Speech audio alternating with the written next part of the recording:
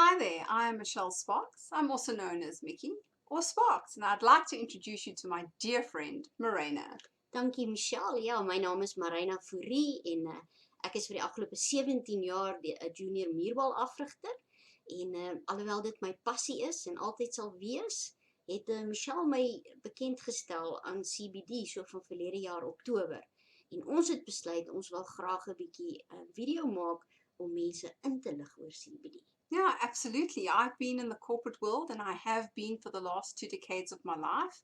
And I got involved with side hustling in this exciting world of CBD last year, September.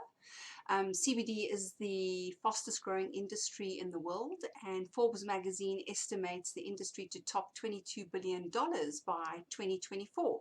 Now, who wouldn't want to participate or have a piece of that pie? Absoluut, Michelle, maar weet jy, ek moet met jou deel dat veral onder die Afrikaanse gemeenskap, die oomblik wat mense sê CBD, en ek ondervind dit nou veral omdat ek 'n squash coach is, dan sal hulle sê, "Ooh, die squash coach gebruik dagga." En dit is nie so nie, natuurlik nie. Ons wat ingelig is, weet dit.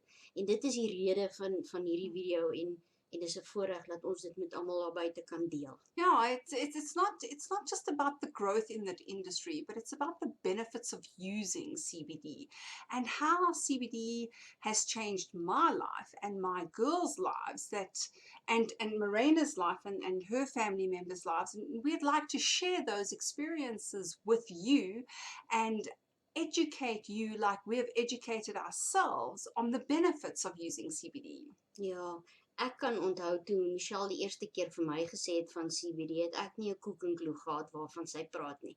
En ek ondervind dit in die Afrikaanse gemeenskap in die boertjies. Hulle weet nie en dit is regtig waar ek dink nodig dat ons hierdie tipe van video's maak sodat ons die mense kan inlig. En daarom Michelle, ek dink ek en jy is in vir 'n ding. Ons gaan 'n hele klomp video's maak en ons wil almal van julle uitnooi om ons te volg, like ons, share ons video's en sê vir ons wat julle wil hoor. Ons doen navorsing en ons gaan hardloop met hierdie ding en dis vir ons 'n voorreg om dit te kan doen. Yeah, we're very, very excited. We're going to be speaking from our hearts and we're going to be educating you in layman terms around the CBD world. Daar's hy. Baie dankie.